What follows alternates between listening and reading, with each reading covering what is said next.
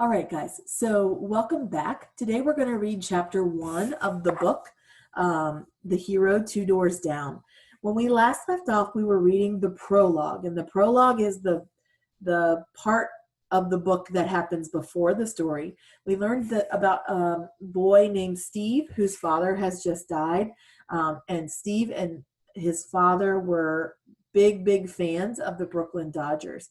And Steve's dad left for Steve a box full of different kinds of memorabilia from a game that they had been to, and it was actually kind of a rough memory for them because they had gotten into an argument after that game. So we're going to go ahead and read the first chapter. If you don't have the book, I want you to go get it. I want you to follow along with me so that we can read this together, okay? All right, chapter 1. The year was 1948. At 8 years old, I lived for baseball. The Brooklyn Dodgers was our team. In 6 weeks, the Dodgers would be back at Ebbets Field. Maybe this is the year, I thought, as I leapt from the third stair to the landing in our foyer, that Dad will surprise me with opening day tickets. Good morning, son, Dad greeted me when I walked into the kitchen and slid into my chair. Mom leaned over and planted a kiss on my forehead. Good morning. I've got good news, Dad said, beaming from behind the Brooklyn Eagle newspaper. What's that? I asked. Major League Baseball players have reported to spring training, he reported. Yippee, I shouted. Where are the Dodgers? They're in the Dominican Republic, and Leo Durocher is back as their manager. Is that good news? Didn't he get fired?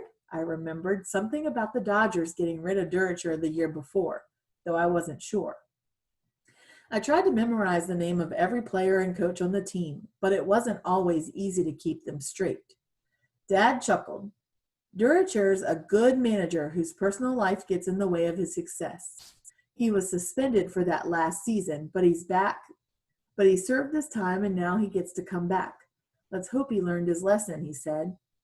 Even without Leo Durocher as their manager, the Dodgers made it all the way to the World Series last season.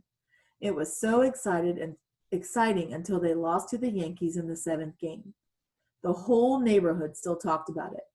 Now a season was about to start. Could they make it back to the championship? How come the Dodgers chose the Dominican Republic for spring training, I asked. The weather's really good and cost of living is low. Besides, Branch Rickey figured the Caribbean would be open to a team with black and white players. But this will be the last year for that. By next year, the Dodgers will have their own training facility in Vero Beach, Florida. Branch Rickey was a name I knew for sure. Mr. Rickey was the general manager of the Dodgers. He had signed Jackie Robinson last year. It was the first time an African-American player had joined a Major League Baseball team. Jackie was a big part of why the Dodgers had won the National League pennant last season. Dad folded the paper and set it down next to his plate to continue. According to the Eagle, remember the Eagle is the name of the newspaper, Mr. Rickey is a smart man and his plan is working, he began. Dodgers fans are showing up in droves to get a good look at Jackie. And in the Dominican Republic, Jackie can stay at the same hotel as his white teammates. Progress, son. We're making progress. I poured milk into my bowl of cornflakes and spooned Nestle's Quick into my glass of milk. Before diving in, I looked over at my dad. Does progress mean that when the Dodgers come home, Jackie will be able to stay in the same hotels as the other Dodgers, like Pee Wee, Gil, Carl, and Ralph Branca? Afraid not, Steve, Dad replied. There are still laws in the South that keep blacks and whites separated in all public places. We still have a way to go before those laws are broken down. It's not just the South with their Jim Crow laws. There will be hotels in the North and Midwest that will try to keep Jackie out. But the Dodgers will figure a way to keep the team together whenever they can. Dad paused a moment, then continued. There's more news that's not so good. Pete Reiser, the Dodgers star outfielder, injured his ankle. After years of serious injuries, they're saying his career is over. Mr. Rickey offered Pete this year off with pay so he could recover, but he refused. Pete should listen to Mr. Rickey, I said. Right, Dad? Maybe, son. Pete's career is on the fence. We'll have to see. Jackie Robinson has some issues too. I almost knocked over my chocolate milk. I think he was feeling pretty shocked there. Jackie? That's right. Even though he won the Rookie of the Year award last season, he showed up at spring training 25 pounds overweight this year. So he's on a diet? Well, he'll lose weight fast. Duracher is so mad that he called Jackie an old lady. He'll make him run hard and sweat away pounds so fast, Jackie won't need a diet, Dad chuckled. Poor Jackie, I thought. Daniel, one of my friends, was overweight. Boy, did the kids tease him. I'll never forget the day he ran crying out of school before the last bell. The next day, the principal punished the kids who teased Daniel, but I knew it had hurt his feelings. But what will happen if Jackie doesn't lose the weight? Dad made a mighty grim face. He'll be fired, he replied. Fired Jackie, I thought? Could that really happen? After breakfast, I met up with my best friend Sina so we could walk the 2 blocks to PS 244, our elementary school. The Dodgers started spring training in the Dominican Republic, I announced as soon as our footsteps were in sync. That's weird, she replied. How come they're not in Florida like the Yankees? Because their training facility in Florida isn't finished yet, I explained. Tina was the only kid I knew from Brooklyn who preferred the New York Yankees over the Dodgers. I'm a little worried about Jackie and Pete Reiser, I added. How come? Tina asked. Jackie's overweight and Pete's injured, I replied. Well, they sure better get in shape fast if they have any hopes of beating the Yankees. You know what happened in the World Series last year, Sina declared. I shot Sina a look. This year isn't last year. You just wait and see. Hey, let's do something fun after school, she said. Stickball, I offered. Back a long time ago, they used to play, people who lived in New York, especially in cities, used to play stickball, which was kind of like baseball, but they didn't use bats, they used sticks. Too cold, Sina replied. Can you come over to my house and play Scrabble? Mom will make us egg creams, please.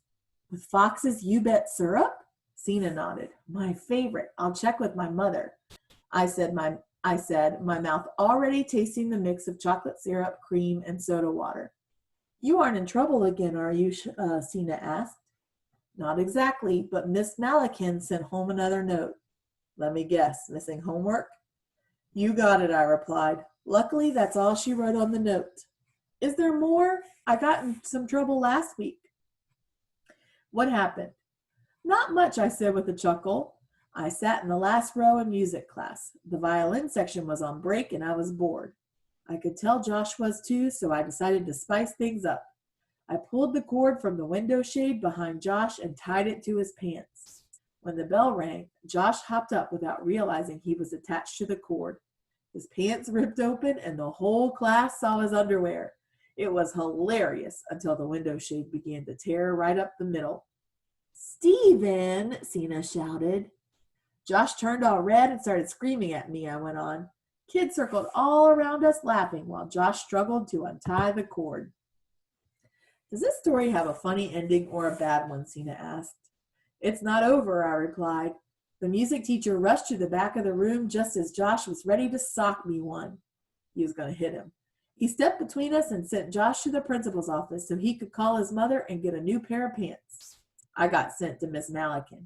She kept me after school, made me wash blackboards in 6 classrooms, and gave me a final warning. She was even threatening to go to my house and talk to my parents. Tina's eyes were wide open. This could have a very, very bad ending, Sina groaned.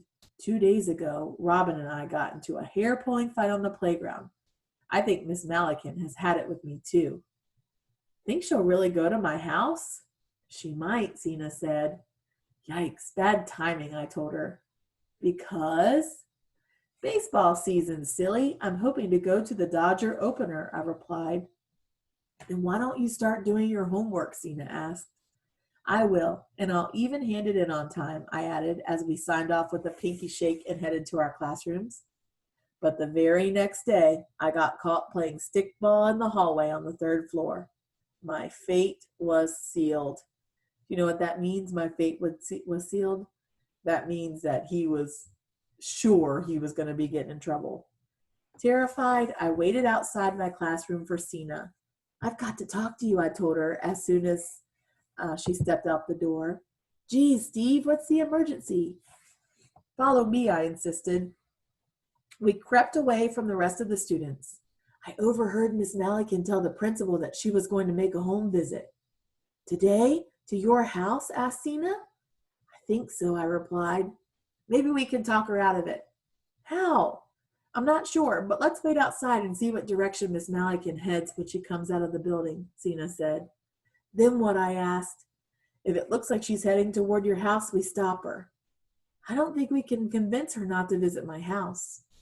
You could tell Miss Malikin that your mother is homesick and wouldn't want any company, Sina suggested. That's a lie, I said flatly. We'll think of something. Just follow my lead, Sina said, yanking her shirt by the collar and pulling me with her. Scared, we huddled in the shadows of the school building. When our teacher reached the sidewalk, we sprang into action. Miss Malikin, I shouted. Hey, Miss Malikin, Sina called out. My teacher stopped a few feet away from us. She was a petite woman, not much taller than Sina and me, but I was intimidated as we approached her. I looked over at Sina for strength. I was surprised to see Sina's hand reaching toward Miss Malikin, but I followed her lead. Together, we pushed Miss Malikin, then watched in shock as she toppled over the hedge. The air filled with her screams. I reached over the hedge to help her up, but was pushed aside by a dozen mothers and grandmothers who'd come to her aid. Women scrambled to help her. I lost track of Sina while being dragged home by a pack of irate women and my red-faced teacher. Uh-oh. So if he was going to try to talk Miss Malikin out of coming to his house, now he's definitely not going to talk them out of it, because he and Sina have just pushed her over the bushes, and then now he's being dragged home by a pack of irate women, meaning all those moms that were there to help him. They're mad, and they're bringing him home, as well as his red-faced teacher. And I'm thinking that a red-faced teacher is either mad or embarrassed. Either way, not what you want your teacher to be. My punishment was swift and harsh. With a 10-day suspension from school and a long list of restrictions at home, I'd ruined my chances of going to the Dodgers opening day. Oh man, I really wish I could keep reading, but I'm going to stop here. If you'd like to go ahead and read chapter 2 yourself, you're welcome to. Or you can catch me again on another time reading chapter 2. I hope that you are enjoying the book so far, and I will talk to you soon. Bye, guys.